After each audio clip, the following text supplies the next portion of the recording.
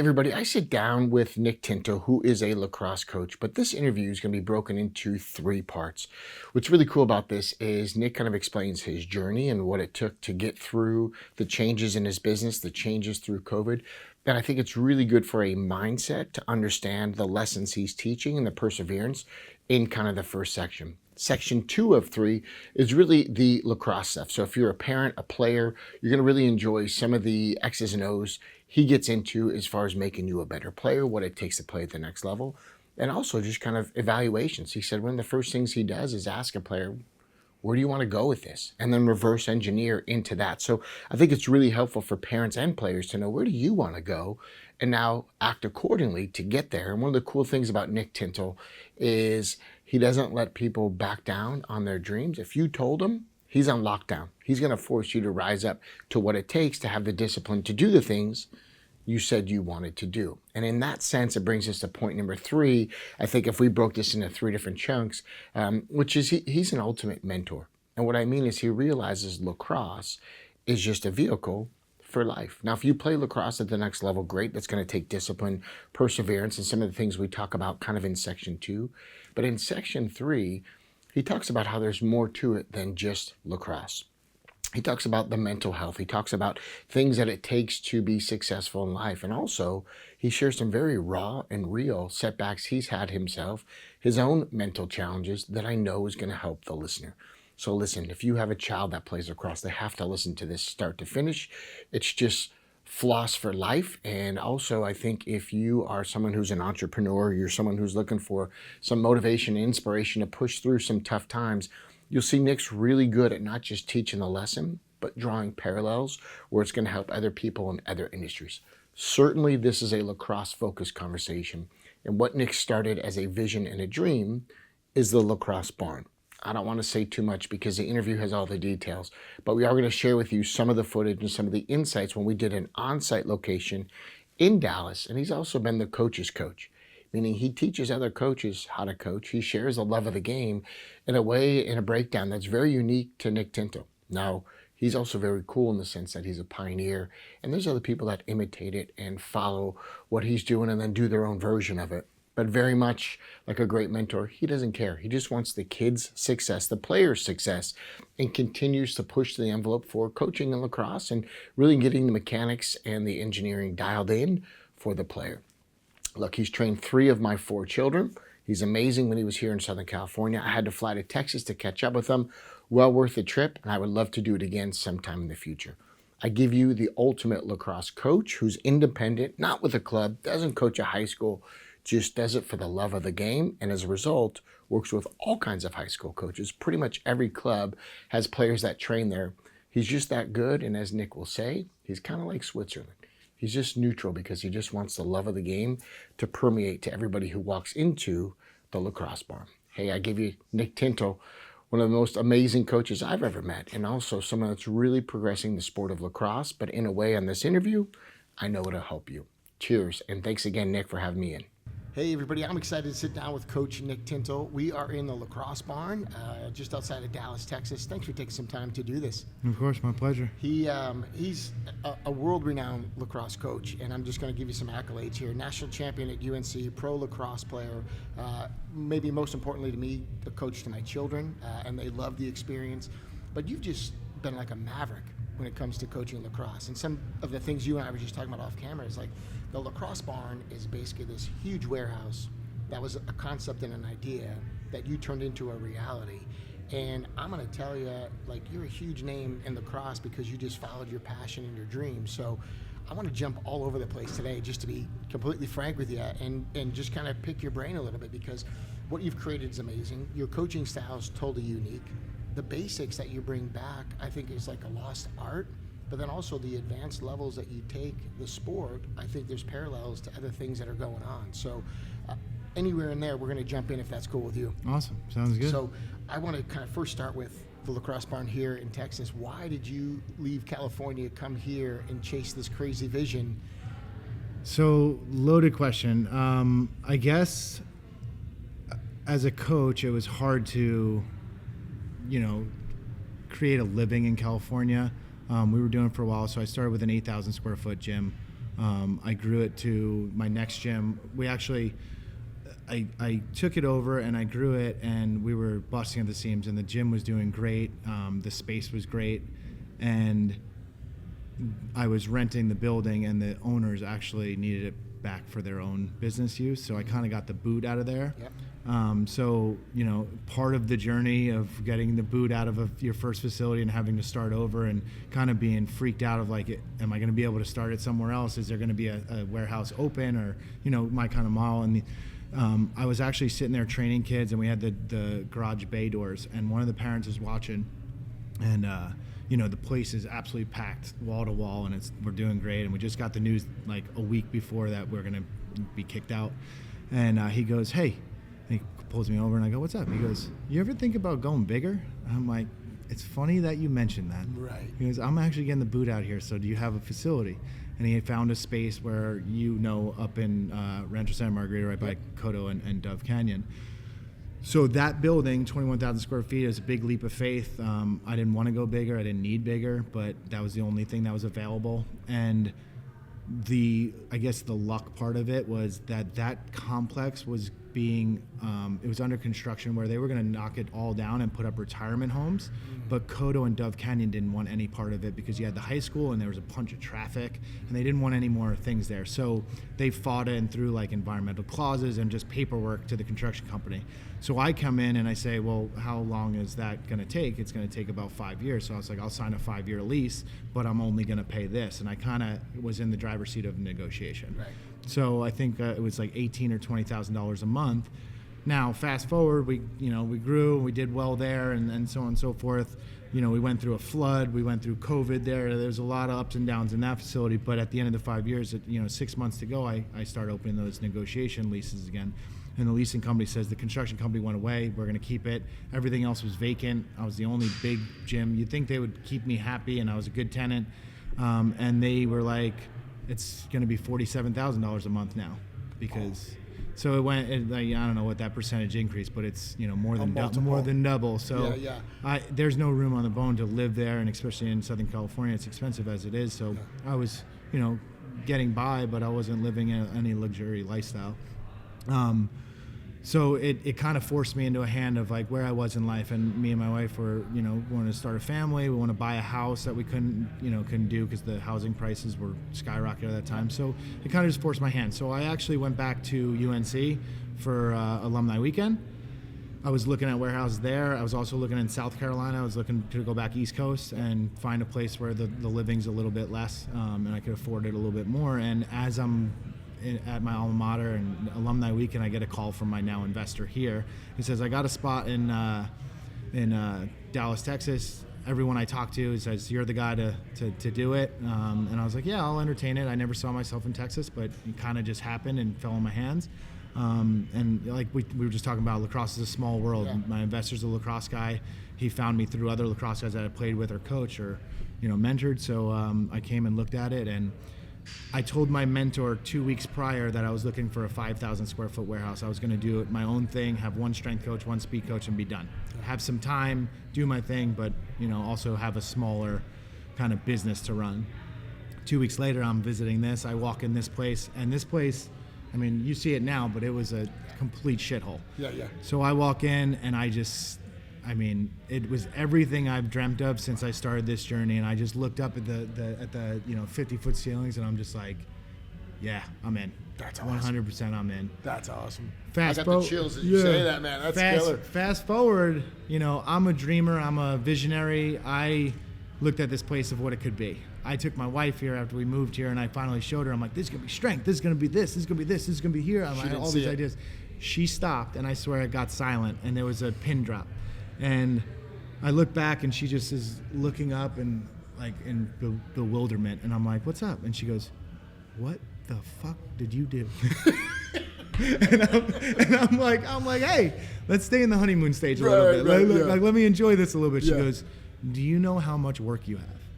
But the work never scared me. That's kind of what the only thing that I can really do. I'm not the smartest person. I'm not like, I know how to work harder than most. Yeah. So I saw what it could be. I'm a visionary, and I knew it was going to be a lot of work. Maybe I was, maybe I didn't realize it when I said yes, but Right. I didn't care because I know that I can go back, put my head down, and just get it done. I mean, I think there's some lessons in there too, almost like rewinding the tape, looking at this going, number one, you outgrew the space and you didn't need bigger, you didn't want bigger, but sometimes the universe pushes you, and that vibration of like, I'm out, but what do I need to do? And it's like, all right, this small fishbowl served you for a while, but like you're meant to do bigger things. And I think for people listening, if you're having a tough time, you're up against it, sometimes that's a good thing. You know what I mean? Like you'll look back and like the biggest handicaps or the biggest issues or struggles you had are the biggest blessings. You know what I mean? It's like, that sucked, but thank God it happened, because now look at what it led you to, the bigger space. And then they quadruple the rent, and all of a sudden it's astronomical, and it's like, okay, here's the next challenge. And I think if people look at this just like, hey, this isn't a problem, it's just a puzzle, and what do I need to do to solve the piece? And what I like that you said, you went back for alumni weekend, and you're almost like, you're kind of soul searching, right? Mm-hmm. Looking at North Carolina, South Carolina, like what's the next thing? I think if you start asking those questions, you put it on your radar, and then all of a sudden 2 weeks later the phone rings. It's out in the universe, right? That's it. That's right? it. And I always say it's not the view, it's the vision. Sort of walk in this place, there was no view. It was all vision, right? And so let's talk a little bit about it, because now that we're in it, you've got strength coaches. I love that you have a chiropractor here. You've got coaches doing offense, defense. You've got drills. There's people doing consultations with parents and players in private rooms. And we're able to sit down and have a chat while all this is going on. Talk a little bit about your business model, a little bit about your savvy, because there's no doubt you're not afraid to work. But the quality of this place, like, you're definitely a visionary, and there's no doubt you've been capturing ideas for a while, because the place is friggin' immaculate. But a little bit about your business model, share that with me. Yeah, so I mean, my business model evolved over years, and I think you have to go through those years of ups and downs, like we talked about. In the beginning of my entrepreneurial life, right, I always thought like, oh, it's happening again, or this is happening to me, and all this stuff. And when you go through it a couple times or whatever, you start to realize like something good always comes from it, right? Or something better always comes from it. It's a huge message. It is, and I think it's a tough one, and I think you have to live it. I think you have to go through tough times, and I went through a lot of them. We had a flood, we went through COVID, I had some things happen to me after because you college. said that pretty quickly, like in California. We had COVID and whatever. Like COVID in California was crazy. It was knuckin' futs, right? Like nuts. I mean, so for you to have a massive gym with kids playing in the middle of that, I'm sure that's a story for another time, but that's a shit show. And a month before COVID, a month before everything got shut down, my whole gym flooded. So I just got the gym back to pristine condition, $70,000 insurance claim, and then all of a sudden COVID and we're shut down again. So at that time, I'm distraught. I'm like, well, back to the drawing book. But like you said, it's a puzzle, right? You got to figure things out. You could sit there and cry about it. And actually, when it did flood, we had the firefighters there. They used to work out at the gym. And I literally went up to my office and put my head in my hands and started bawling, crying. Yeah. I was like, what am I going to do? Yeah. And then I went down to the turf and I was hands on my head and I wasn't doing anything until a firefighter came up to me and says, hey, stop feeling sorry for yourself and start helping us move stuff. Wow. And that's when I realized, like, firefighters, if you think about it, when they're called to an action, they get the job done. That's right. There's no feeling sorry for yourself. There's no time. It's wasted. It's wasted time. Get to work and figure it out. So we moved all these mats. Every mat weighed 70 pounds. Like, we moved the whole weight room. And we just got it done. Let me ask you this: when you were moving the stuff, moving the weights, moving the carpet, did you feel better after you got it done? Great. Isn't it amazing? Like, you take action and you feel better. Yeah. It's when people sit and sulk. It's like, that's not going to change this. It's not going to change how you feel. Consistent action is one of the most powerful things you could do. So going on to this place, like I said, That's a little Tintle gold, by the way. Yeah. Yeah, that was huge. So, consistent action. I think it's massive. So I was going to downsize, like we talked about, to a 500 square foot warehouse. But for some reason, since I started this journey 15 so years ago, this type field house, when I played for the Denver Outlaws, we played in the Broncos field house and North Carolina's field house. I always seen these field houses. I'm like, man, I would love to. So it was always in the back of my mind. It wasn't a direct goal, but it's when I saw it, like, I knew that that's what I wanted. So I'm looking at a 500 square foot warehouse and almost selling myself short. I come see this and I take a leap of faith, but in my opinion, or you live once. Like you can't take money to the grave. You can't, like, I would have regretted this on my deathbed if I didn't take this opportunity or this big adventure. So I was all in. I was like, you know what, like, Texas wasn't on the plan, but once I saw this space, this is what I've seen in my dreams. This is what I've always imagined. I'm taking this leap of faith. I'm going for it, and I'm going big. Yeah.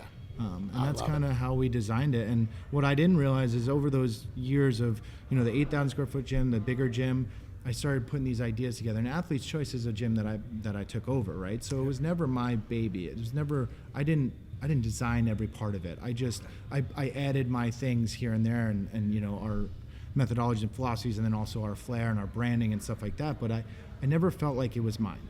So this was a clean slate, and I mean clean slate. It didn't have plumbing. It had copper wires stolen from it. It had wires hanging down. It was a full rebuild. It was a shell. Yeah. So it gave me the opportunity. Now some people like my wife look at it like, holy crap, you got a lot of work. I looked at it as like a blank canvas. Yeah. And my grandfather was an artist, so like I have an art background too, and that's kind of how I coach. This place is a masterpiece. I coach with a certain level of scientifical backgrounds, but also an art. There's an art to it. There's a coaching eye to it, right? So when I got a blank canvas here, I mean, I thought of every different idea. I shared with you before, at like 3 a.m. sometimes I'd wake up out of the middle of the night and be like, and wake my wife up and be like, I got a great idea. And she would be pissed because I woke her up at 3 in the morning. Yeah. She goes, can you save it to morning? And I'd get down and write it down because I'd forget about it. Yeah. But I've been messing with ideas in my head, and when I finally had the space, and we sat down with the architectures and then the design crew, and I designed every part of this, every piece of wood, every piece of tile in the bathroom, the turf, the Carolina Argyle on the walls, the strip, the backlights, everything. And then what I did is, in California, I don't think a lacrosse facility I would have been way too early just to make it lacrosse. So I did all sports, right? I did the strength, speed, and skill for football, soccer, basketball, baseball, whatever.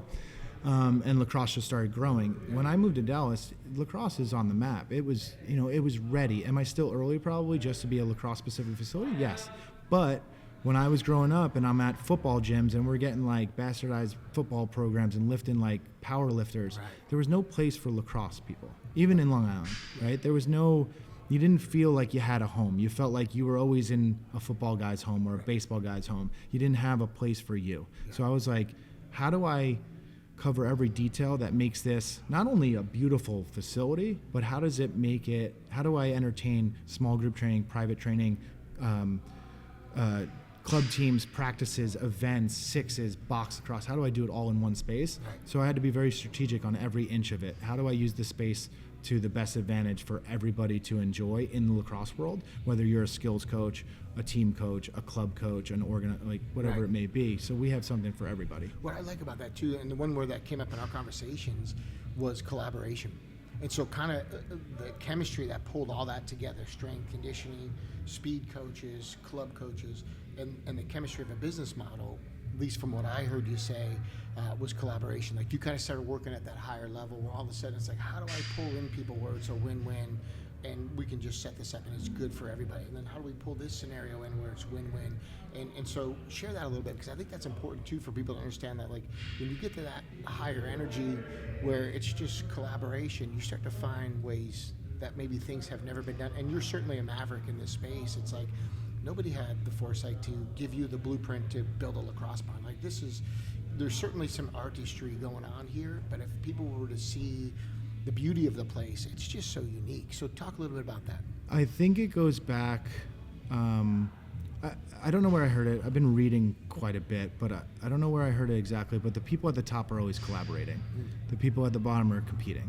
Right on. And I was in that world for a long time, competing to make a name for myself, and these are my drills. I create these drills. I don't want to share them, like all this stuff. Like that was a process I had to go through to understand that, like, there's a bigger picture here. Like, how do I make a lacrosse home for everybody, right? So when I came into Dallas, I didn't want people to think like, oh, Nick, like I'm coming in and I'm trying to take over or put Dallas on the map. Dallas has been on the map. Right. There are some great coaches around here, and there's some high quality players that came out of here.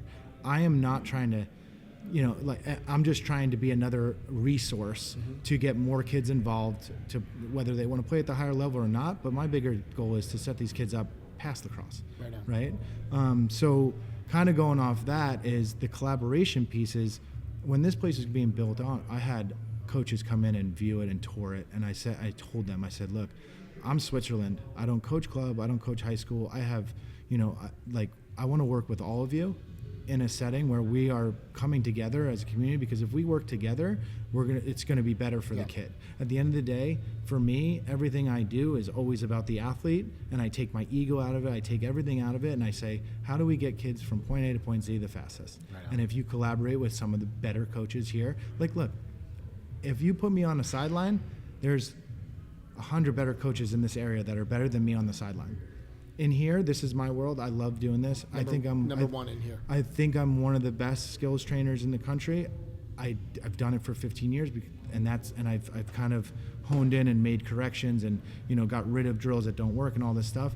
But like, how do we all collaborate and bring our certain strengths and skills so we create a full round athlete? If the kid just sees me and never plays club or never plays high, he's not going to fulfill his potential. He needs club. He needs high school practice. He needs different coaches to see different things and different perspectives to complete his game. Right. So I'm not the one and all guy, just go see me and I'm going to get you there. Like, no, this is what do they say?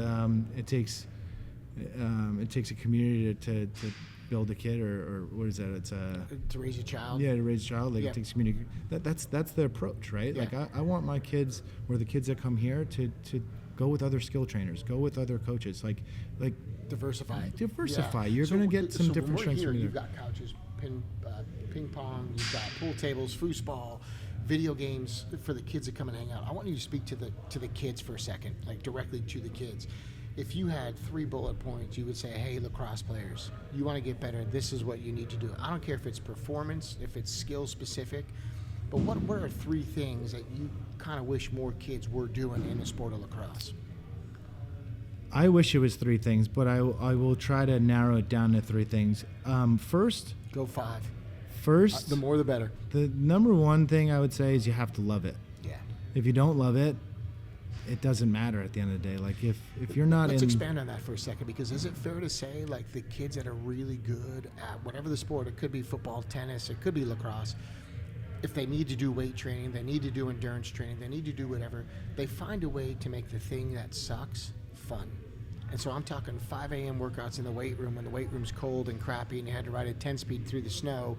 You kind of find a way to make that fun. Is that fair to say? Like, you have to love all aspects of it. Yes, you have to fall in love with those aspects, right? Yeah. So, like, you find a way to love it. You love the game. You love playing on, whatever day it is. Like, you love the tournaments and stuff like that. But that's not, if you really love it and you want to play at the next level. Not every kid that comes to me wants to play at the next level. That's like, we do an assessment in the beginning. Like, hey, what do you want out of this? Right on. So then I know how to coach them. Because if you want to go to the D1 level or you want to play at the pro level, I'm going to reverse engineer a plan for you that you might not like, and you're going to say, holy shit, that's what it takes. Yeah. And that's what it takes. Right. That's not me being like overdoing. That's what we've done. That's the advantage of winning a Division I national championship at UNC, winning championships in the pro leagues, playing for over a decade. The advantage is you've done it. Right? Well, I didn't win a championship at Carolina. I wish I did. Oh, you didn't? No, not at Carolina. I won later in my life in pro. That's a whole different. I never won any championships in my whole career. It took me, I don't know, what was I, at 32 when I won a first championship. So. Did you ever play with John Grant when you were with the Outlaws? I did. I played with him, and then he coached me. Yes. And did you ever have a teammate, Tom Fair, a Canadian guy? Don't believe Tom Fair has ever. He's old, but he played for a long time. No, I think we missed Delaware guys. we missed each other. I figured you played with John Grant that time. I played with John his last season, or his second to last season. Then he got traded to Ohio, and then he came back and coached. Yeah. Okay. I'm going to keep you on these 5 points. Okay, so the first one is they got to love. Passion and love, right? Yeah. You got to find a way. If you want to make it to that level, you got to find a way to do the other things. Now that goes into those other things. You can't just play lacrosse all the time. I think people talk about being diversified like in different sports. I played 2 sports in high school, but I played every sport growing up. When you're younger, play as many sports as possible. Yeah. When you get to the high school level, you could narrow it down. I still think you play a different sport in the off season. I think you have to. I think you also have to have a season where you hit the weight room hard. So I think strength and conditioning, nutrition, mental performance are a big key that kids overlook. Yeah. Especially in the lacrosse world, because football, you have to be bigger, stronger, faster. Yes, sure. But lacrosse, I think because it's growing so fast and you're seeing bigger athletes play it, I think the strength and conditioning is very important. Now, this question is kind of different for each kid. Yeah. I might have a big, strong let's say a meathead kid that loves the weight room, but his skill work is not up to par. Yeah. I want him to spend more on his skill work, whether it's on the wall, out there shooting on his own, time in his backyard, or with me, or with another skill coach or whatever. Spend some time on your skill work. If I got a smaller kid that's super talented, athletic, lacrosse IQ off the charts, you got to spend some more time in the weight room, right? If I got a slower kid, a little bit more speed. If I got, like finding their type of play and their creativity, and then exemplifying that, right? So, like you can get kids faster, but you're not going to make a slower kid Jordan Wolf over time. He's going to tap out somewhere. So that kid might be more of a physical dodger and feel dodger. Where if you get a really fast kid, we're going to exemplify his speed. How do we change his speeds and stuff like that? So I think it's different for each kid, but I would say love and passion first, and then being open to coaches telling you what you need to work on, and then diving into that aspect. Like for me, I was undersized in high school. I was a great lacrosse player, great football player, but I was undersized. My answer was the weight room. I lifted every morning, 5:30 before school, and I didn't miss a day once my coach told me I was too small. He didn't tell me to go lift weights. Right. He just told me, you're too small, you'll never play at the next level, you'll never play at varsity. That drove me to, and I came home, my parents were like, well, you can cry about it, or you could figure out what's the answer. For me, you got to find solutions. And that has stayed with me through my business side of everything. Is like, you're going to come into these problems. What's the solution? You don't have time to think about the problem. You have time. What is the answer? So all the way back in high school, I hit the weight room, and I didn't miss a day. And then I graduated. So I came in at 119 as a freshman. I graduated at 185. Wow. I put on 20 pounds every summer or every year going in, and I became a very good, very successful football player, very successful lacrosse player. Ended up taking the lacrosse route in college, but I could have went football. So I think that has kind of driven into my business world as well. So point two almost being that coachability, I would say extreme coachability. Extreme right? coachability. So almost taking that negative and then harnessing that for fuel and going, okay, I'm too small, I'm going to go to the weight room. And then using that as a positive, like, I'm going to make myself bigger. If the problem is size and I'm small, then I'm going to go get bigger. And just taking that extreme. So it wasn't like the coach was being negative. It's just that's the thing you need to do. And I've heard it said from a coaching perspective, a coach's job is to find your replacement, to find someone better than you. Your job is to make sure that no one's better than you as the player, right? So this idea that if you're too small, it's not a knock, and just go get yourself bigger. And I love that, because obviously that's what carried through with your entrepreneurship too. What else for the players? The third one, and we talked about this before, I think, is consistent action. Yeah. And I don't say action, I say consistent action, because it's going to get hard. You're not going to want to do it. It's going to be too cold. You're not going to feel good. It's going to be raining outside. Whatever that is. The consistent action of doing it when you don't want to do it. And that's a hard thing for people. They'll do it when they want to do it, but they don't do it when they, have to do it. And I would translate that into business, where you say, look, successful businesses, $1 million businesses are built on the days you don't feel like going to work. Yeah. It's the days you're uninspired, the days you don't feel like it. So if you're pretending, that's when the most growth happens. Yeah. Period. Yep. Right. So adversity could be a big part of growth. Is that fair to say? 100%. So adversity is your best teacher. Yeah. So I noticed when you said entrepreneurship, you were kind of like entrepreneur, like you almost didn't like that label, but you keep calling it an adventure. So what is some adversity you've had, or what are some of the things on your adventure maybe that people wouldn't know that have made you a better person or stronger in the process? Before we get into that, let's talk about one more key. Yeah, love it. Confidence. All right. So confidence and leadership, and I think confidence on more things. So let's go back to the coach telling me I was too small. My confidence was shattered. What I did is I spent my time trying to prove everyone else wrong instead of prove myself right. I knew what I could do.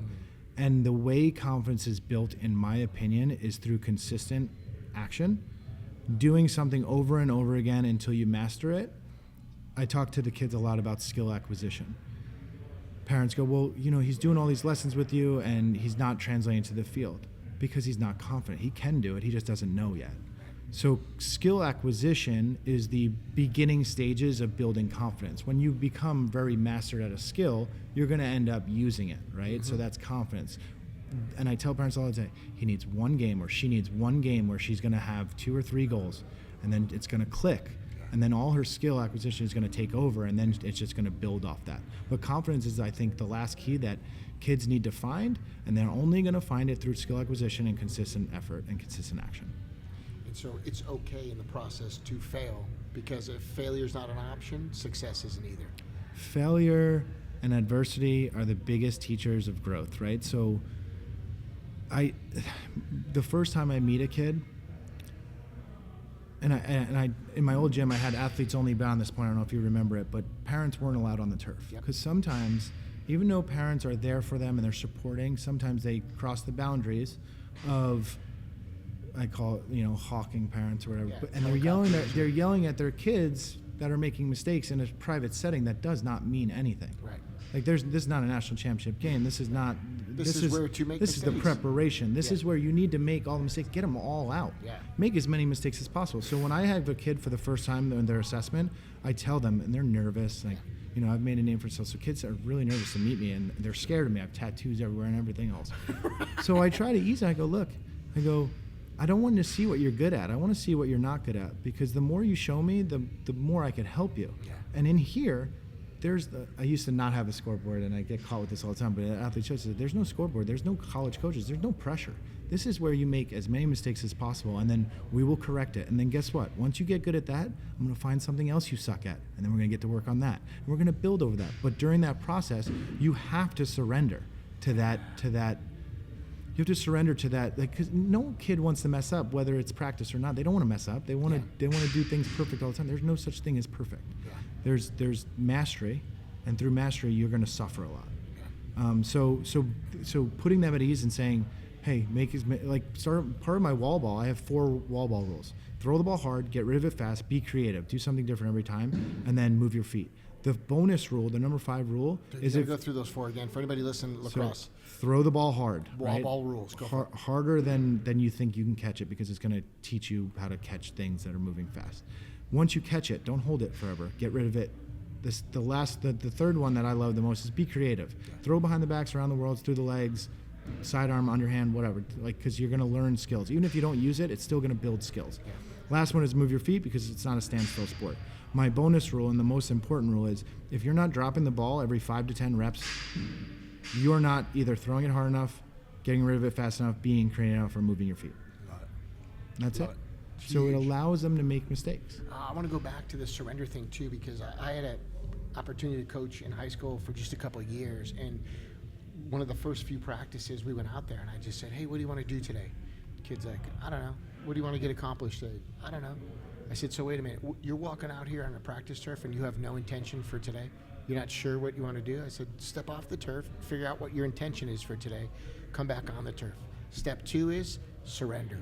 So I love that you picked that word, surrender, because you just kind of have to go, now we're going to break you down and we're going to build you up, but whatever I get into on you and whatever I pick apart, you just got to let it go. This is the place, and my rule was fail faster. Fail fast. Right, like just make the mistakes here, because practices are for coaches, games are for players. When the ref blows a whistle in the game, I'm out. It's all up to you guys. I'm the biggest cheerleader, because now you got this time to show me what you got. But if you come to practice and you don't have an intention, you're just doing the drills, then you're not really trying to get better. It's not like I want to work my weak hand, I want to work my BTBs. Then it's not going to happen. So at least have a plan, and then also surrender through the process, because if you can trust your coach, and this is, I think, where social media has really given you proper accolades, because coaches like you in the past maybe would stay in the dark gyms or on the turf fields that aren't, well lined and shitty lighting or whatever, and they stay in obscurity. But what social media has really done is your drills, your skills, your coaching is just next level, and you're always creating and you're always coming up with new stuff. But it also gets assimilated by the player, and that's what I love. It's like, hey, when these kids come to you, they do surrender, they trust the process, but you can see like your mentality, your philosophy at work, which is, where are you weak, we're going to fix that. Where are you weak, we're going after that next. But there's always work to be done. So I just think that's huge. Just that surrender through the process is massive. And we talk about intentional repetition. We don't talk about just repetition. We talk about intentional repetition. What is the goal in mind by working on this? And like you said, surrender to it. And I'm trying to figure out ways for kids to teach kids how to surrender faster, because I have to spend some time with them to get to a point of breakdown. So is it fair to say, like, the better the connection you have with the player, the more you can do correction? Oh, the biggest thing that I have to build right up front is trust. Yeah. If that athlete does not trust me, I cannot get anything done. Connection equals correction in the sense that you have to have that trust, right? Like, because then you can go deep with them, you can push them, you can get in their face, you know. And look, you're from Long Island, and so a lot of kids, maybe on the West Coast, they weren't used to that. But the truth is, it wasn't intimidating; it was just direct. And in a short amount of time, in 60 minutes, I could witness a player get better in 60 friggin' minutes. It was like, that's amazing. Like, did you see? But they stepped down, they couldn't do that. Now they can do that. And in a game, it is going to show up somewhere. But like, that's amazing, that progression in 60 minutes. But that's what I love about social media in your work is it's really well highlighted how accurate and how good you are as a coach. And you're definitely making players better all over the place. So I want to commend you on that before we get too far into this, because it's super unique, the skill set you have. The one thing I don't like about social media is I always show the end product. I would like to show the process a little bit more. It's hard to do that. But a lot of those athletes that I highlight that are playing high-level lacrosse went through the process. Yeah. They dropped a lot of balls, millions of balls. They missed millions of shots. They've made millions of mistakes. Yeah. But they were willing to make those mistakes. They trust the process. They trust me in giving them the right drills. And we talked about like innovative drills and like new drills that I bring out. I throw out more drills than I create. That's awesome. And I think that's what coaches need to start doing a little bit more often. It's just because the coaches 10 years or 20 years did this drill and say that it's a great drill, investigate it. Yeah. Does that drill get the kid from point A to point Z fast, or is there another drill that can get him there faster? Yeah. And that's all I'm looking for. And my thing for the lacrosse players specifically is like, hey, where is this in the game? You know, and they'll look at you like, what? I go, like, where is this happening in the game? Because in your head, you should always be playing the game in practice. Like, this is a skill to represent something in the game.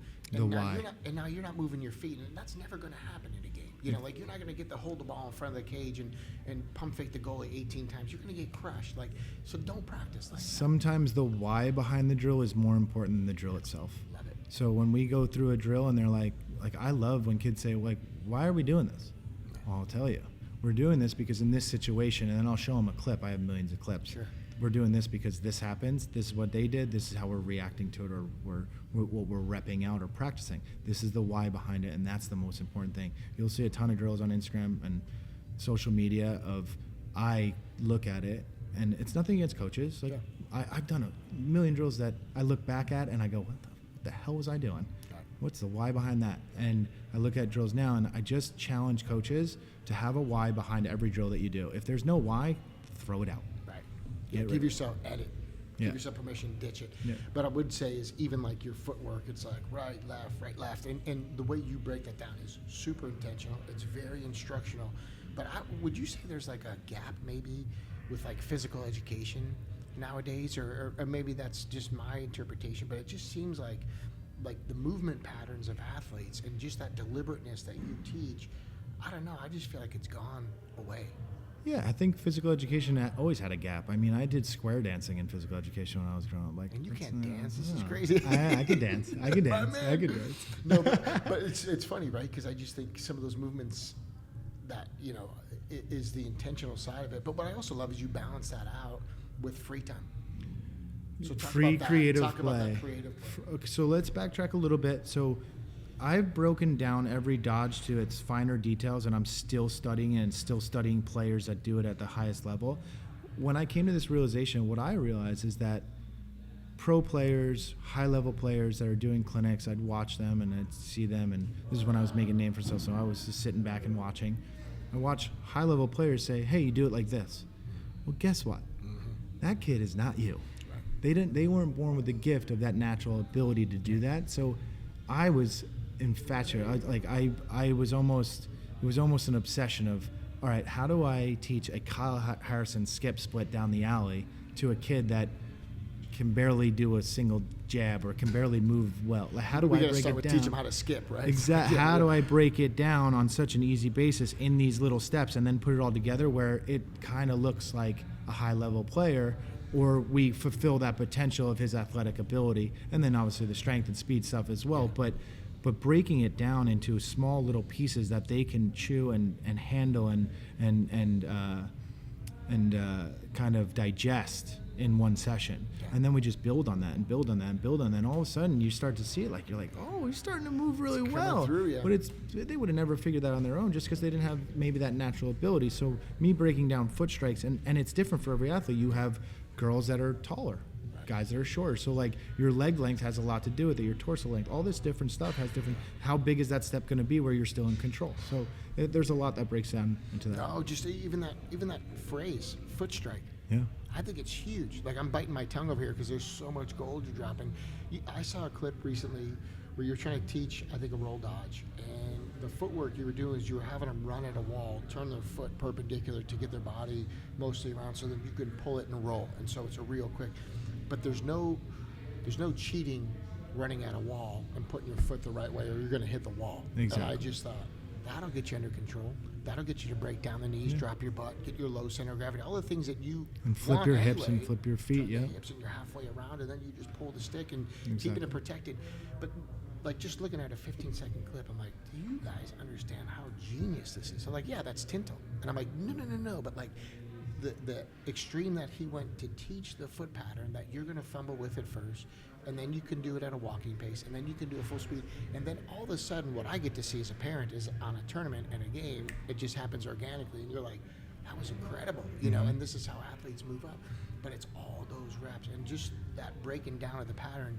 And then kind of where I'm going with this is the flip side is you also give them that creative time. Yeah. And so from foot strike and changing the hips and flipping around to then, hey, for 5 minutes, shoot it however you want, come around the cage, ping pipes, go side on. Talk about how important that is, balancing it out. So I'm super technical with the stuff that we just talked about, roll dodges, splits, rockers, heads, all the different stuff. I'm super technical because I want to get point A to point C fast, right? So efficiency.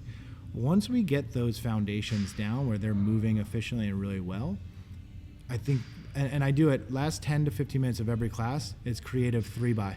If we have enough kids, it's 3x, or it's some sort of creative drill that they might not have done on their own, but it's me out of the picture. And yeah, I'll give a little bit of coaching cues in there, but it's just stepping back and let the kids just play. Yeah. And sometimes it's actually a learning curve for me because sometimes I get too technical, and I'm trying to teach a kid that already has what he wins matchups. He doesn't win matchups with the technical stuff that I do, but he wins matchups. And you see him in 3x and he's doing great. You're like, that's to bring that into the technical stuff. But like, you know, like you let him kind of, and I think that's a lost art in the lacrosse world where we used to do that in our backyard. I used to go watch Mikey Powell play at Hofstra. He did a flip in front of me and then scored a goal, or I might have missed the goal, but he did a flip. I was like, who does a flip? And then he took the shot. Yeah. It was just like, So I would see behind the backs and all this stuff and Eric Gates and stuff. And what did I do? I put a mattress in my backyard and started doing dives, and I started just mimicking them, and that's how I taught myself how to be creative and stuff. So having that, it's a hard line to stay on. You don't want to be too flashy and crazy, and you don't want to be too technical, and then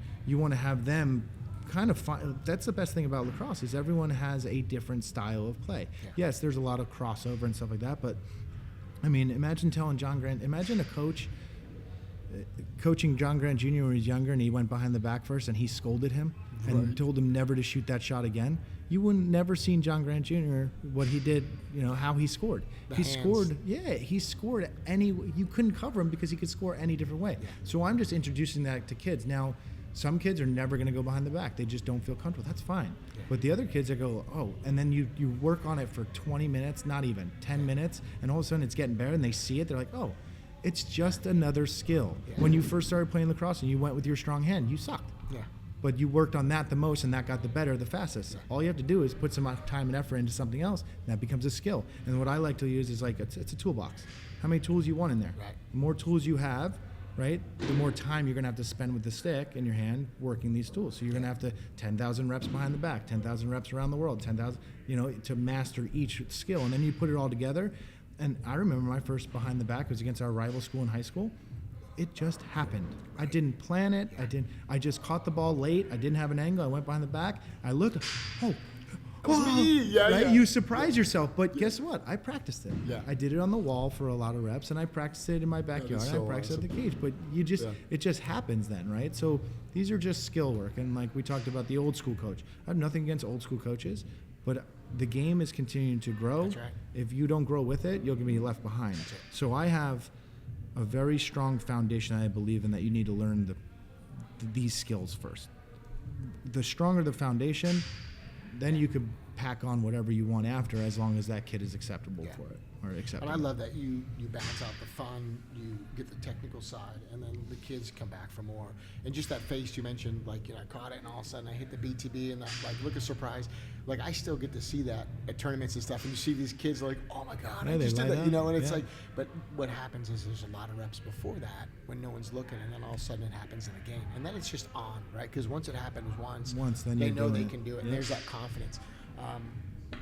One thing I'm going to ask you before we jump into the adversity question is, would you ever consider teaching other coaches? Would you ever consider doing consulting in the sport of lacrosse? Because you've had Lyle Thompson in here recently, you had Entenmann, you had Adler in here. I mean, this is just this month, right? Like, these are some of the biggest names in the sport. Would you ever consider coaching coaches, consulting, teaching people how you're doing what you're doing? I would love to. And I think if I did the consulting piece, right, it could be a mentorship. I can give you everything that I've learned, everything that I've used, I've got rid of, and everything that I know that works really fast and efficiently. I think it's, as when I started this, I didn't think of any of this. Right. But as I built my programs and my drills, and I say my drills, but I've taken drills and tweaked them. Yeah. I think I have a lot to offer coaches if they want it, but I don't know, I think the reason I'm asking is, number one, I think there's a big need, and I think there's a lot of people that would benefit from your creativity, the breaking it down. And even you mentioned, like, there's some pro players, like, I'm not going to use any names, but if there's a pro player that can do a thing, it doesn't mean that they're a good coach. What they do intuitively, innately, they can't even describe it or articulate it. It's just what they do. Yeah. And we all admire them for it. But if someone wants to imitate it, now I do need someone who can chunk it down, and that's a unique skill set. So number one, I think there's a need. And number two, my kids play club lacrosse. They have played, Georgia graduated college now and won a national championship thanks to you. But we love our club. And the hardest decision we had making club choices for Hero was just, there's actually good clubs and there's good people and there's good people in the sport. But then there's also this second layer of the sport's really growing. And I don't think the coaching and the amount of players available to then pour into the younger generations can keep up with the growth of the game. Does that make sense? Like, I love our club, and there's also good clubs around. However, the amount of coaches doesn't match the players. And so I think there's a piece there that really you could fill, and also the creativity side of it.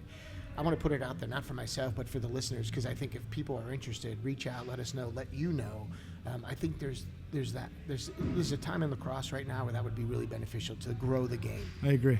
Cool. I agree. So we'll have to continue that conversation. Yeah. And if you're cool with it, you're right to just share a little bit of adversity with the listeners too, because everybody sees the top and they go, oh, I want to be like that. Yep. I just there was a quote, is everyone's jealous of what you have, but no one's jealous of what you've been through. Yeah. This was not an easy road by any means, and I don't want it to sound like it was harder than anybody else's journey. Everyone's journey's their separate own journey. Everyone goes through tough times. Sure. I went through some really, really bad times that is I've been sharing it more, and it's tough for me to share. I might get emotional, so excuse me, but I mean, I was introduced to the real world real fast. Mm-hmm. It set me on a path what I'm not proud of, but I graduated North Carolina. I stayed for an extra semester. I got a call at 4 a.m. from one of my friends from home telling me that one of my best friends from childhood, who I played sports with my whole entire life, was shot and killed. He was murdered up in Albany, New York. Shock, every emotion you could think of. I went through anger, a lot of anger, denial, the whole thing. And one thing I haven't shared with the dark past is I think I use crutches to numb pain. So what I will share is I am 9 months sober. Right on. So no alcohol, which is congratulations. That's a huge piece too. Something I think I thought I would never kick, because I was always like, I can't turn my brain off. I don't know what it was, but alcohol was always the thing that just made me not think of anything. Yeah. And it became a crutch. So that happened. Best friend was murdered. A month later, another friend hung himself, committed suicide. So two really good friends Gone. Yeah. I'm still searching for the why behind that. Yeah. People say things happen, for you and not to you, but that I hope on no one. Yeah. What I've come to realize or understand is that I understand that we have a short time on this planet, and it could be taken tomorrow. Yeah. And I don't want to waste time. I don't want to not take risks and not take chances, and I want to live a craziest life. I don't want to regret a single thing that I've when I'm on my death. I think about it often. When I look back, am I happy with the life I lived? I live a life of service. I want to help everyone else, and I use lacrosse as the tool. Yeah. So that was my introduction to the real world. 6 years I didn't touch a stick after college. I didn't think about it. It was out. I was in the rearview mirror and I was on with my life, and I was going from job to job, and I was lost, and I was doing things, like I said, like drinking way too much, partying way too much. I was smoking cigarettes. I was a mess. I was a complete mess. And I was searching. I don't even know if I was searching for answers at the time. I was just out. Yeah. You had to be a hell of an athlete to take a 6-year hiatus and then play pro lacrosse. That's incredible. Yeah, I mean, that's crazy. When I was driving out to California, I heard of someone coming back to pro lacrosse after taking years off. I was like, oh, maybe I will do that one day, and I never really thought of it. Yeah. But once I got back in the strength and conditioning world, I was training and I was in good shape. I was like, well, you know what? And what happened was I put the game in the rearview mirror, and we talked about how special this game is. Yeah. I didn't play the game because of the spiritual side of it or because it's called the medicine game. I played because I just liked the game and I wanted to play at a high level and I wanted to be athletic. It's a Long Island State sport, right? Yeah, exactly. And it wasn't until years later that I realized that this game is true medicine. Yeah. It saved my life.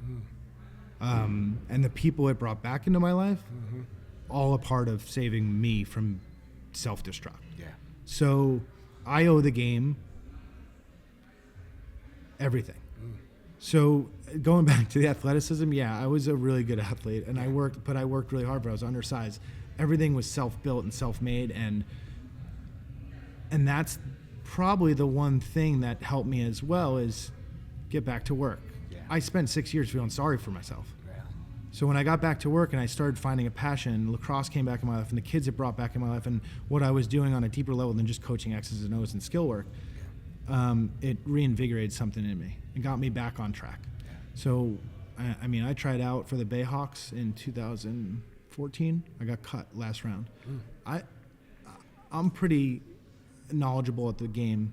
I played at the highest level, and then I go back to play the Bayhawks, and they have 2 USA defensive middies.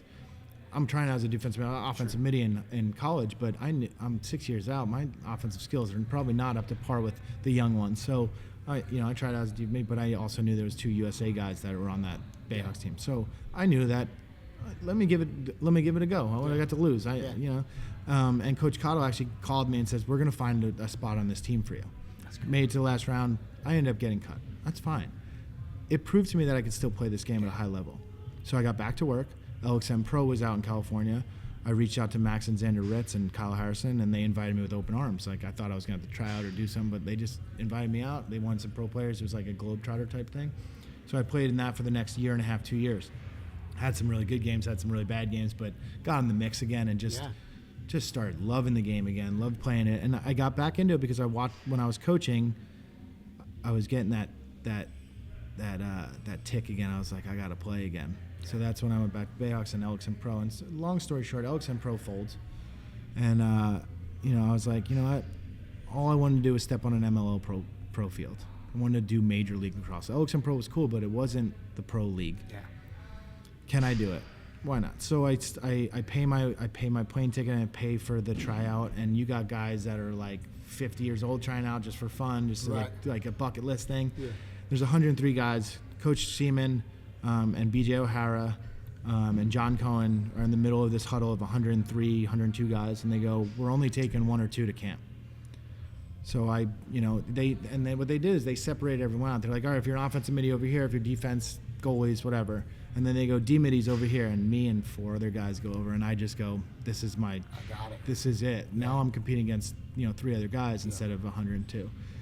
And then Coach Seaman, halfway through, I'm crushing people on defense and doing really well. I'm just showing my athleticism. And Coach Seaman goes, go on offense. And then I start smoking people on offense. And so they take me and one other kid from Elixon Pro also. They take us. I think he played at Delaware, actually. They take us to camp in Denver. And we're at Denver camp. And I balled out. I played really well. So I get invited to the first game. We play the first game, and now at this goal was just to step on an MLO field. That was my goal. That was it. I step on an MLO field. If they cut me, I'm good. I'm ready. I just wanted to prove to myself that I could play in one game. My first matchup, and this is the funniest story. Coach Seaman, I'm on the defensive side, and he goes, Tinkle. And he calls me Tinkle in front of everyone. This is before my first pro game, and I'm already nervous. Yeah. He calls me Tinkle. The whole team starts cracking up and laugh, right? And he goes, you're matching up on Bitter. I'm like, all right, so I got to play an attackman my first game as a short stick man. I'm like, thanks for the warning. Coach. Yeah. So I did pretty well, and then my one other goal was to score on Scotty Rogers. He played for Ohio at that time, so I was like, I'm gonna score on Scotty. I'm gonna walk off the field, take my equipment off, and retire right there. That was like my inside dream or goal. So we play the first game, we win. The next 3 games we lose. We're in Atlanta, we lose, we get crushed by the Blaze, and I go home and we're 1-3 or 1-4 at that time, and I get a call, hey, we're not going to take you, we're not going to travel you, you're going to be on the practice squad. So all right, cool. I played in 4 games, three games or 4 games, whatever it was, and I was like, all right, I made it, blah blah. There's nothing more for me. I did what I set out to do, and I scored on Scotty, first goal ever. So I send him the ball, because you get the ball with the date on it. Yeah. So every once in a while I send him a picture. Hey, remember this? Yeah, he gets all pissed at me. But anyway, and he's one of Hero's coaches now. So Scotty and JoJo are like his boys at IMG. Scotty's the best. Scotty's one of my longtime friends. One of the best goalies that's ever loves played. Him. Like he's like Yeah, I love him to death. And so I get cut. They the college draft is in the mid-season, so they get Matt Kavanaugh, they get Jack Kelly at goal, they get a couple other guys. So anyway, they get they kind of pack their squad. They get some good guys, and they turn the season around. They end up making it to the championship game against Scotty and Ohio Machine. And it's a rainy game. I'm watching it now. Now I'm like, they're in the championship game. It's the only thing I've never won, because I've never won in the youth. I never won in high school. I never won in college. Never won a championship. It's the only thing that's been missing.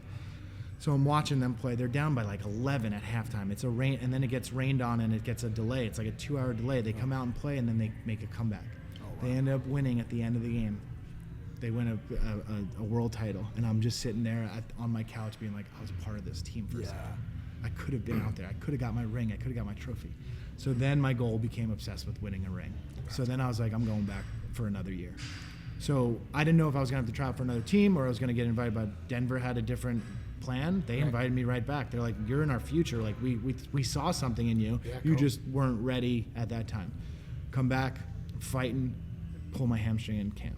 I go in the locker room, I'm crying. Coach Seaman comes in, he goes, can you be ready by the weekend? It's like, yes. Like, I'm not going to say no. I'm going to do whatever I can. Now, I'm owning the gym, and I'm starting the gym, and I'm building the gym. I have a chiropractor. I saw him for 2 hours a day, twice a day, 4 hours, just him working it out and doing things just to get that thing going fast. No, it wasn't it was a strain. It wasn't like a full tear or anything like that. But it was black and blue. It was and a hamstring. And I look at Kavanaugh, who played with the I don't know how he did Tough as nails. Tougher than I am, and I'm pretty tough. Yeah, those dudes are incredible. So anyway, he gets it back to about 70%. I play. I wrap it up. I play. A couple games in, I'm back to 100%. It's our best team that I've ever been a part of. Best locker room, best team. We're number 1 in the MLL. We are, going to. We just clinched the first round. Or the bye or the first seed in playoffs. We didn't get a bye, but a first seed, so we're going to play the 4th seed. And we're playing Rochester up in New York. And there's a weird scrum. We didn't want to sit guys or rest guys. We wanted to play, and we wanted to go in on a high note, right? Yeah. They beat the bags out of us. They crush us. I was on the wing, and there was a scrum for the ball, and I kind of reached over, and I got pushed from behind, and I trapped my wrist underneath my body, and I palmed my forearm, and then a guy fell on top of me. I knew it was fucking broken right from it. I walk off the field. I go to the trainer. I said, broke my wrist. And he goes, let me see. Checks the stability. He goes, it's pretty stable. He tapes it up. I play the rest of the game. We fly back from Rochester. We stop in Iowa, in the little Iowa airport. And we're sitting at like the bar and just hanging out, waiting for our connecting flight. And I go up to my trainer and I put he was sitting this way and I would go like this. You sure this ain't broken? I put it right in his face. It was a balloon. It was. You said you palmed your own forearm. It's like, yeah, that's busted. It snapped in half. So he goes, ooh, we're gonna have to look at that. So we had when we landed back in Denver, there was a party at the at our surgeon's house, and he took a look at it. He goes, yeah, I'm pretty sure you broke your scaphoid, and we got to do like MRI or whatever. So I do that CAT scan or MRI or whatever it was, and he goes, all right, you shattered it in half. He goes, you shattered it, and he goes, you tore pretty much every ligament in your wrist. Yeah. He goes, you're done. Yeah. I'm like, oh, I'm not done. For the next week, because we're playing, and this is the first playoff game I'm ever going to make, and we're on the best team in the world. This is our chance. I'm going to win a championship. Right. So I'm pleading with coaches, pleading with the surgeon. He goes, look, if you do anything more to that, you could lose the use of your wrist completely. And in strength and conditioning, that's not going to be a good thing for your job. Yeah, because it can have what they call necrosis. It can actually die. Yeah. So, long story short, I was distraught. I'm back on the sideline, and probably one of the tougher lessons was the toughest lesson in my sports career is getting so far and then being sidelined and watching. So we play Rochester first round, we beat them. And then we go to the Star right down the block, and we're playing in the Star, and I'm on the sideline with a brace, have to get surgery, all this nonsense, and I'm just sitting there, and we ended up losing by 1 in that game. And I know in my heart that if I was on the field, I could have had an impact. Yeah. And it was devastating. And now I'm 31. I'm on the older age, right? I'm, pro lacrosse I'm not a moneymaker. I'm doing 12, 14-hour days at Athlete's Choice, and then flying out Friday and then red eye and back. When you mentioned connecting flight through Iowa, that was a dead giveaway. There's not a lot of money in the sport, right? It was brutal, but I did it. But I did it because I loved it, right? That's all those guys do. We did it because we loved it, and I didn't care about the money. My money went to my beer tab. That's right. They paid me a check, and it was where we go to the bar. I got first round. Yeah. So anyway, we lose the championship. I go in the locker room, and there were some savvy veterans, Matt Bocklett, some older guys that are thinking about retirement, and I go in there, and it's like, one more year. Let's go. Let's run it back. One more year. Yeah. And they're, they just lost the championship game. They were playing, so that's a harder thing. I'm just ready. Let's go next year because I'm already done. Yeah. And they're like, oh, we'll think about it. So anyway, they decided to come back, and I called my wife, and she was sick of me. She never saw me. I was at the gym or flying out. She didn't see me for 3 years. Yeah. So I go, I need to go one more year. I have to do it. I have to give it to myself. In my mirror in my bathroom, I wrote, win a ring, win a trophy, win a ring, win a championship. Had it on my mirror for 2.5 years. Anyway, get invited back, play in 2018. We're up and down, kind of same team, couple different pieces, but great locker room, solid squad. We knew we were going to put it together. And it comes down to the last game against Atlanta Blaze. And this is where things kind of come full circle when I kind of thought about this. Playing Atlanta Blaze is a team that I got cut against. They win, they're in, we win, we're in. So it comes down to the last game. It's a playoff game before the playoffs. We end up winning. We go to the championship. So now, before that game, the week before, I get a call from workers' comp. It's a workers' comp claim for my wrist. I opted out of surgery in the offseason. I just rehabbed it, got it back to 70%. Opted out, but the workers' comp claim says, hey, we're going to close this case. And I didn't have money to pay out of pocket for surgery after the season. So I was like, oh, well, I can't. So they're like, well, you got to go see your surgeon. I go see a surgeon in Newport. He takes a CAT scan. He comes in the room. And I swear, he goes, I got good news and bad news. And I'm like, here we go. And he goes, he's like, what do you want first? I'm like, bad news? He goes, you broke your wrist. He goes, you broke your wrist.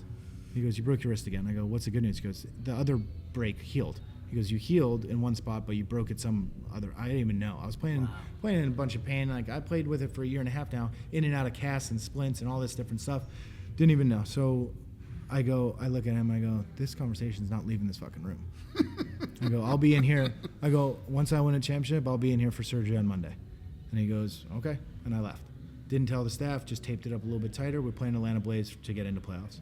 We beat Atlanta Blaze, team I got cut against. Guess who we're playing in the semifinals? Chesapeake Bayhawks, team that cut me in 2014. We beat them by 1, and then we go to the championship. I'm finally in the championship game. My wrist is shattered, but I don't give a shit. Right. Guess who we're playing the championship game? Rochester Rattlers, the team that I broke my wrist against. Right. This is like, a revenge game. They beat us twice during the season. This is the third time we're playing them. They were the team to beat. They were the number one seed. They were it. We ended up beating them. I won my championship, and I can't tell you what the best. The journey was so hard. It took everything out of me to get to that point, and I was so excited from the first time Coach Seaman called me Tinkle to raising that trophy. But the most special thing, and I owe Eric Law, Matt Bachlet, and Drew Schneider, our captains, for first off being the best captain I've ever been around, best leaders of men I've ever been around, the best locker room I've ever been in. They get the trophy, and their first person they give it to is me. That's awesome. Because it was like kind of a motto. It's a respect thing, though, right? It was a kind of a motto. Like, I'm the old guy. I'm the old guy rookie, but the old guy. And it was like the week before, they're like, let's get Tinkle his ring. And that was like the locker room thing. Like, it was hysterical. That's but awesome. They handed me the trophy. Is that how you retired after winning the championship? So they handed me the trophy. I put it over my head. It almost fell on my head because of my wrist gave it out. And I got my ring. We had a great time after. We almost lost the trophy in the ocean in South Carolina. Funny. We were thrown around the ocean. We finally got it. We almost lost it. That's awesome. So anyway, I'm retired. I'm like, I'm done. I've done everything I wanted in this sport at the level, and now I could go back to my business and really crush on the coaching side. I was ready to go even more all in on coaching. I get a call from Tom Schreiber. PLL is starting. We want you to be our D-Media for the Archers. Now, Tom Schreiber is the best player in the world. Yeah, for sure. Arguably still, but at that time Definitely the best midfielder. He was the best midfielder player at that time, and he calls me and he says he wants me on his team. You don't say no. And the pay was a little bit better. I'm not gonna lie. So I was like, all right, I can't do it for $8,000, but to put my body through that and all the ups and downs and an emotional roller coaster. But the starting side was a little bit better. PLO was really exciting. The growth of the game, they're bringing attention to it. Like, I was like, you know what, let's go. Yeah. I got surgery in the off season. I played in a box tournament in Prague. I won a championship out there right after my surgery, which was one of the best lacrosse experiences of my life. Right on. So I go to camp. I'm out of shape. I hate to say this because I'm not this person. I lost my edge. I was climbing that mountain. I finally got to the top of the mountain, and then I lost my hunger. And I was already checked out, but when Tom Schreiber calls, you just do it. So I did it, and I was like, I was confident in my skills now. I was one of the better D-middies in the league, and I was like, I could do this. So I did it, but I didn't prepare. I didn't do the things that I needed to do, and it hurt me. And I didn't play at the level I did. I was a little bit slower. And you know what? I played it was awesome because I played in the first ever PLL game. Right. We won in overtime at Gillette Stadium. Sick. Awesome event. Yeah. Crazy crowd, emotional. My buddy that was murdered right after college, he wore the number 88 in high school. I switched to his number. When I played for Denver, I was number 0. I picked number 0 for Denver because I was a 0. I had to prove myself, so I picked 0 on purpose. I'm a 0. I want to become something in this sport. Yeah. I picked 88 because I wanted an ode to my friend, kind of like, give him, I don't know. Respect and homage for him. It was too much. I got way too emotional before that first game. I didn't play to the level I could play at. I let the emotions kind of hurt me instead of help me. Sure. We ended up winning that game. It was overall, it was a surreal experience. It was great, but I knew my time was short, and I cramped up at the end of the game, and I'm watching the game, and we went in overtime, and I realized that the sport has passed me, but I didn't want to give it up now, and now I'm back in the middle of the hill trying to climb up again, and I'm begging coaches. They invited me I played in 2 more games, just didn't play well. Yeah. And kind of that was the end of my career, not the way I wanted to go out. Yeah. But I wouldn't change it. But I love the honesty all the way through. And, talking about the medicine game, it's one of those things. And you and I have chatted offline, and I completely appreciate your candor in this interview. Appreciate you being honest. It's the first time I didn't really cry. I didn't fully cry in an interview. Well, I appreciate it. I mean, it's just cool for the kids that look up to you and the kids that, emulate everything that you're doing and they respect you, just to see that, like, hey, it's been a journey and it's not all good. And there's some dark things in life sometimes, right? That's what it is. But also wearing the 8s was too heavy. and I think kind of coming back full circle to what is Begataway, what is the medicine game, what is the creator's game, and what it's meant to be is lacrosse is the medicine game. It's meant to heal. And I lost a friend this year, and Callum Robinson, who played in the PLL, and I know you know him as well. I coach Callum a little bit, yeah. Yeah, he was awesome, and just died way too soon, and heaviness for sure, and then trying to make sense of it for kids who he coached when I couldn't make sense of it myself. The game brought it back. But what was cool is what Callum and I would do in the summers. We would do Begataway nights. So we had some jerseys made. Rick Beardsley, an old Syracuse guy. I love Rick. Yeah, he's Rick's awesome. great. So we were the same year, and he was just a badass stud as a freshman, an All-American, Syracuse national champion. Just all of the swagger that Cuse was back in the day. And so we had to make some jerseys, and Callum and I would get out there Monday and Wednesday night in the summer. And I said, hey, this is pickup ball. Kind of like the last 15 minutes a year. I remember you doing trainings, this. yeah, I've seen some videos of this. And so we did it with the kids, just kind of as a healing process. Yeah. We just said, look, this is what it's all about, and this is what the game is meant to be. And somewhere in your life, I hope if you need it, you can come back to it and get this from it. Because for us, it's a healing place. It's certainly been a healing place for you, and I just want the kids listening to hear that too. Because life isn't a straight line to success. It is an adventure, whether it's business, lacrosse, it could just be college in general. Maybe you're going through a tough time in your family. There's things that if they bring you joy and peace and happiness, go back to them. And for me, that's always been lacrosse. And maybe in the form of coaching, maybe it's here at the Lacrosse Barn, but there's different aspects of it too, right? So consider coaching. Mm-hmm. Consider mentoring other kids and giving back, because there's that healing. It's one of the best professions in all of the world. Awesome. It is. And I'll tell you about the 88 coming full circle. It was too much to me during that PLL season, but when I built out this, I put it in every aspect. So all the chairs, my buddy has every seat in the house here, right? I didn't share this story, but when I took over Athlete's Choice, I get off Oso Parkway, exit 88.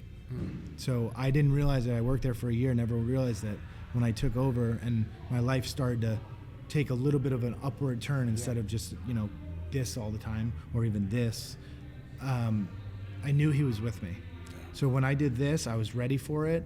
I actually, I didn't numb myself with other things outside of it, and I put all my heart and soul into this, and I was ready for it, that part of the grieving process, to give him every seat in the house. And then in the bull logo and the mesh, you could see the 88 in there.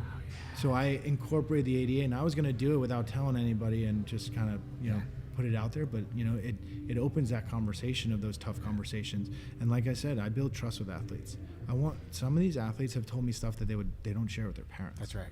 And they open up, and that's when the real work starts. That's right. That's when I'm not a psychiatrist. I can't give them, information that's above me, but I can give them life experience. Yeah. I can share them my story that sometimes gives them some sort of relief or gets them through tough times that they're going through that no one knows they're battling, which I think is way more important than anything I can do on the field. That's right. And again, lacrosse is just the tool that I used for that. And I love that that's your approach. As a lacrosse coach, really, it's a metaphor for life. It's a preparation for life. We've got Hero playing Mad Dog. I love what Tommy Dewar does. It's a great club. He's got great coaches at IMG right now. We love that experience. But we've also had experiences with my daughter, Georgia, that we didn't love. And there were times that she would tell us stuff later, and we're like, wait, when did that happen? And so to have that conduit, to keep that open, I think is huge. And for kids these days, it's not easy to open up and find that. And so I think that's important for kids listening to hear as well. It's just, hey, if you need to reach out to your coach. If you trust somebody on the staff, could be an assistant coach, someone that comes out, helps out. That's important to have that, because it's a gift to life. And part of the gift is to know love, you have to know heartbreak. To be fearless, you have to have known fear. And so these are the gifts of life. Like, you have to have been scared at some point to know what it's like to be fearless. And so these lessons, sometimes when they're young, they're hard to understand. But as tough as you are and as much as they look up to you, I appreciate you being open and honest on that topic. And I know those were really dark days. And you and I shared some really powerful messages around losing your friend. And when we lost Callum, it was the same thing. And it's like, hey, I'm trying to make sense of this for these kids, and I can't friggin' make sense of it myself. Well, and I didn't share this story for so many years, and I hid it away from the world. And COVID, right? We all look at COVID as a weird time in the world, but the one thing that I'm grateful for happening with COVID is I really got to internally look at myself and be like, why am I being selfish and not sharing my story?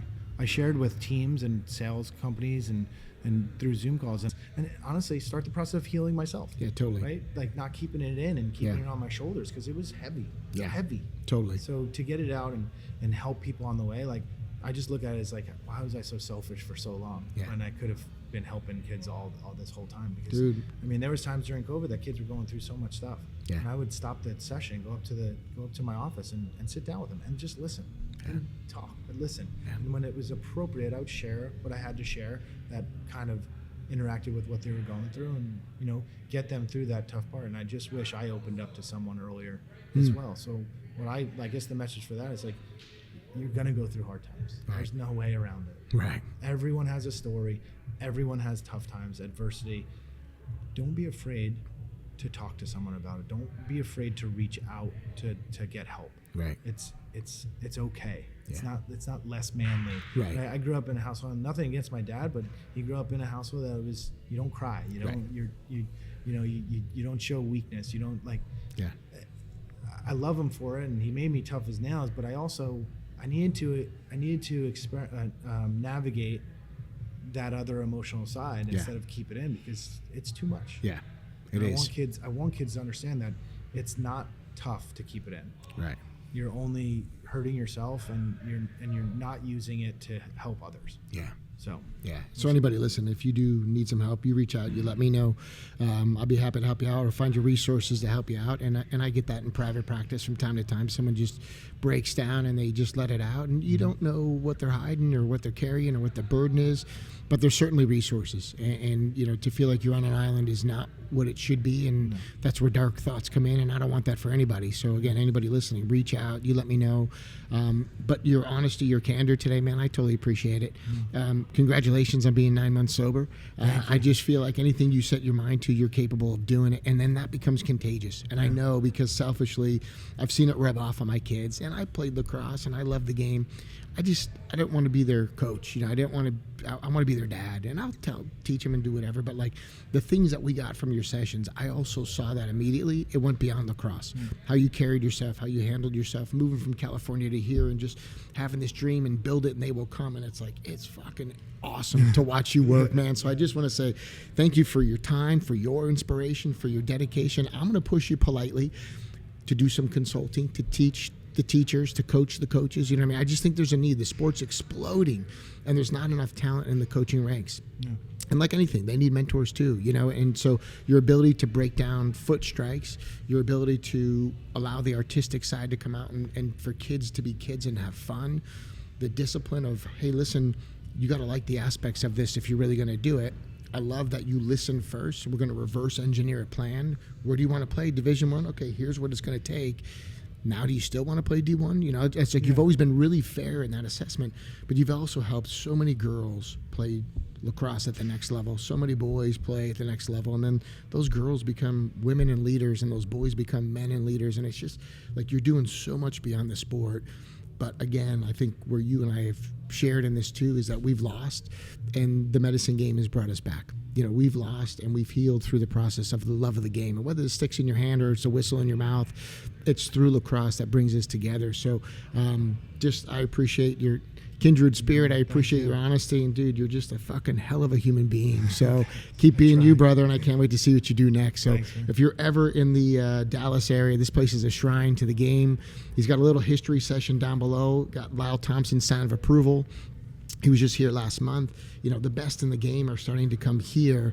That is the ultimate sign of respect. And build it and they will come when the best players in the game currently want to host their clinics here and want to teach here. It's like, dude, you're just in a category of your own. You're in an upper echelon, and I'm just going to say, keep going, baby, because we got your back, and I think it's badass what you're doing. So keep kicking ass and making the sport better. You're definitely going to leave it better than you found it, and you got 100% of my fucking support, so let's go. Let's go. Thanks, brother.